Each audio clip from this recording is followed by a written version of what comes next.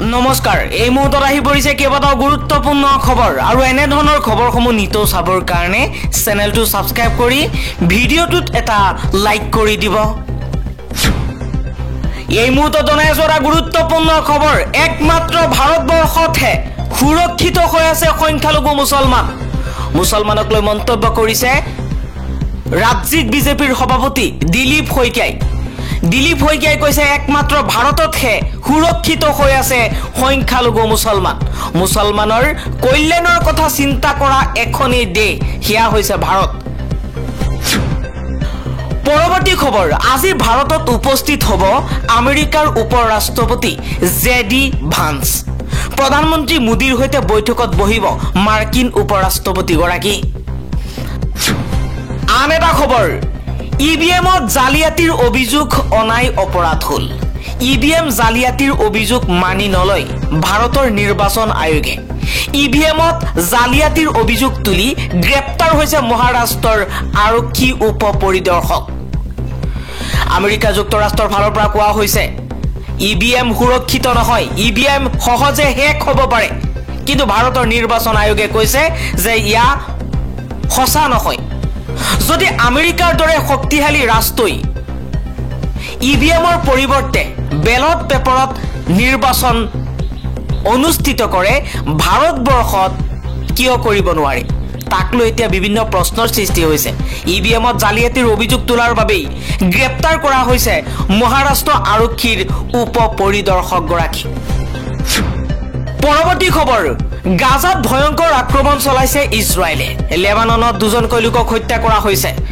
গাজাত 32জনকৈ লোকক হত্যা কৰা হৈছে। 24 ঘণ্টাত ভয়ংকৰ আক্ৰমণ চলাইছে ইজৰাইল আৰু আমেৰিকাই। ইজৰাইলে গাজাত 32জনকৈ লোকক হত্যা কৰিছে, লেবাননত 2জনকৈ লোকক হত্যা কৰিছে আৰু ইয়েমেনত আমেৰিকাই ভয়ংকৰ বোমা আক্ৰমণ কৰিছে আৰু এই বোমা বিস্ফোৰণত 12জনকৈ লোকৰ মৃত্যু হৈছে। পৰৱৰ্তী খবৰ খ্ৰীষ্টানৰ গীৰ্জাঘৰত সোমাই বিশ্ব হিন্দু পৰিষদৰ কৰ্মীৰ তাণ্ডৱ। আহমেদাবাদৰ গীৰ্জাত বিশ্ব হিন্দু পৰিষদৰ কৰ্মীৰ তাণ্ডৱ চলোৱা পৰিলক্ষিত হৈছে। ইষ্টাৰ ছানডেত খ্ৰীষ্টানসকলক ভাবুকি দিয়া পৰিলক্ষিত হৈছে। দেওবাৰে ইষ্টাৰ ছানডেত আহমেদাবাদৰ ঔধৱৰ এটা গীৰ্জাঘৰত হিন্দু জাতীয়তাবাদী সংগঠনৰ সদস্যই তাণ্ডৱৰ সৃষ্টি কৰি শান্তিপূৰ্ণ প্ৰাৰ্থনা অনুষ্ঠানত ব্যাঘাত জন্মোৱা পৰিলক্ষিত হৈছে। এটা ভিডিঅ' ছ'চিয়েল মিডিয়াত ভাইৰেল হৈ পৰিছে, য'ত বিশ্ব হিন্দু পৰিষদৰ সদস্যসকলে ছুৰী আৰু লাঠিকে ধৰি অস্ত্ৰ শস্ত্ৰ লৈ গীৰ্জাঘৰত প্ৰৱেশ কৰি প্ৰাৰ্থনাৰ সময়ত মহিলা আৰু শিশুক ভাবুকি দিয়া দেখা গৈছে। গীৰ্জাঘৰৰ ভিতৰতেই লোক কেইজনে জয় শ্ৰীৰাম ধ্বনি দিবলৈ আৰম্ভ কৰিছে। বিশ্ব হিন্দু জাতীয়তাবাদী সংগঠনটোৰ কৰ্মীসকলে বলপূৰ্বক ধৰ্মান্তকৰণৰ অভিযোগ উত্থাপন কৰিছিল যদিও কোনো প্ৰমাণ দিয়া হোৱা নাছিল। ভিডিঅ'টো ভাইৰেল হোৱাৰ পাছত আহমেদাবাদ আৰক্ষীয়ে এই কাণ্ডক তুচ্ছ জ্ঞান কৰি কয় যে VHPৰ সদস্যসকলে ধৰ্মান্তকৰণৰ সন্দেহ কৰি গীৰ্জাটোলৈ গৈছিল। পৰৱৰ্তী খবৰ মণিপুৰ আৰক্ষীৰ ৱান্টেড উগ্ৰপন্থীক গ্ৰেপ্তাৰ। আৰক্ষীৰ জালত পৰিছে মণিপুৰৰ উগ্ৰপন্থী কাৰ্যকলাপৰ সৈতে জড়িত যুৱক। স্মাৰ্ট আৰক্ষীয়ে গিজগিজাই থকাৰ পিছতো মহানগৰীত পিটাই আছে উগ্ৰপন্থী সংগঠনৰ সদস্য। গোপনে চলাই আছে কাম-কাজ। মহানগৰ আৰক্ষীয়ে উগ্ৰপন্থীৰ বিৰুদ্ধে অভিযান চলাই গ্ৰেপ্তাৰ কৰিছে এটা মণিপুৰী উগ্ৰপন্থীক। গজৰাজ ইণ্টেলিজেন্সৰ সহযোগত বশিষ্ঠ আৰক্ষীয়ে গ্ৰেপ্তাৰ কৰিছে মণিপুৰী এইগৰাকী উগ্ৰপন্থীক।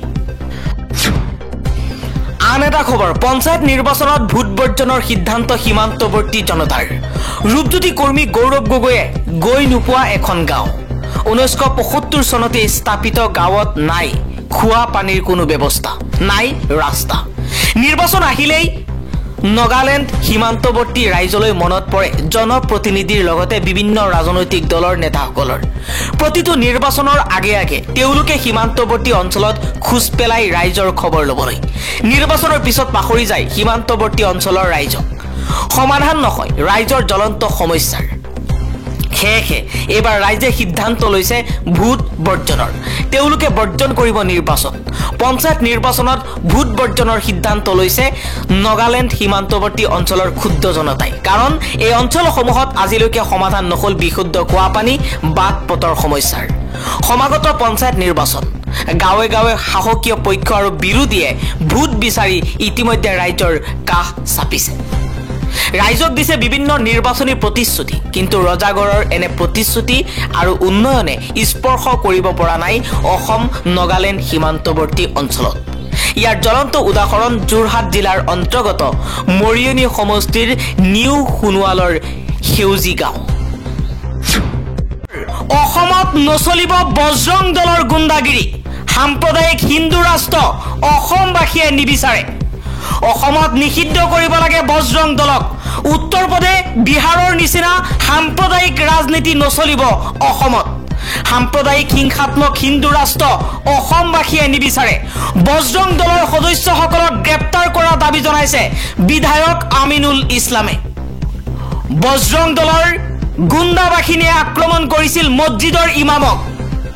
ৰাজহুৱাভাৱে অপদস্থ কৰিছিল ওদালগুৰি জিলাৰ ডিমাকুছিৰ মছজিদৰ ইমামক। অসমত সন্ত্ৰাসবাদী বজৰং দলক নিষিদ্ধ কৰাৰ দাবী জনাইছে AIUDFৰ বিধায়ক আমিনুল ইছলামে। বজৰং দল RSSক পুলিয়ে পোখাই উভালি পেলাক অসমৰ পৰা। অসম শংকৰ আজানৰ দেশ। ইমামক আক্ৰমণ কৰাৰ পাছতেই অসম চৰকাৰক মুখ্যমন্ত্ৰী হিমন্ত বিশ্ব শৰ্মাকে আহ্বান জনাইছে আমিনুল ইছলামে। আমিনুল ইছলামে কৈছে অসমত বজৰং দল RSSৰ গুণ্ডাগিৰি নচলিব। পৰৱৰ্তী খবৰ, মুছলমানসকললৈ বৃহৎ সকাহ দিলে ন্যায়ালয়ে। দৰগাহ মছজিদ আঁতৰোৱাক লৈ বৃহৎ ৰায়দান কৰিছে উচ্চ ন্যায়ালয়ে। প্ৰশাসনে মছজিদৰ ওপৰত উচ্ছেদৰ বাবে দিছিল নিৰ্দেশনা। তাৰ পিছতেই ন্যায়ালয়ৰ কাষ চাপিছিল মুছলমান সমাজ। উত্তৰ প্ৰদেশৰ এলাহাবাদ উচ্চ ন্যায়ালয়ে দিছে এই ৰায়দান। কোনো মছজিদ, কোনো মাদ্ৰাছাত, কোনো দৰগাত এতিয়াৰ পৰা চলাব নোৱাৰিব উচ্ছেদ অভিযান। আন এটা খবৰ, ৱাকফ আইন সমৰ্থন কৰি বিহাৰ নিৰ্বাচনৰ পূৰ্বেই মহা বিপদত পৰিছে বিহাৰৰ মুখ্যমন্ত্ৰী নীতিশ কুমাৰ। JDUৰ সকলো পদৰ পৰা পদত্যাগ কৰিছে JDUৰ নেতা মহম্মদ মুজাহিদ আলমে। JDUৰ পৰা মুজাহিদ আলমকে ধৰি শ শ মুছলমান নেতাই দল ত্যাগ কৰিছে। ৱাকফ আইন সমৰ্থন কৰি বিহাৰ নিৰ্বাচনৰ পূৰ্বেই বিপদত পৰিছে নীতিশ কুমাৰ। বিজেপিৰ লগত নীতিশ কুমাৰ থাকিলেই মহা বিপদত পৰিব। এজন এজনকৈ মুছলমান নেতাই বিহাৰৰ JDUৰ পৰা পদত্যাগ কৰা আৰম্ভ কৰিছে।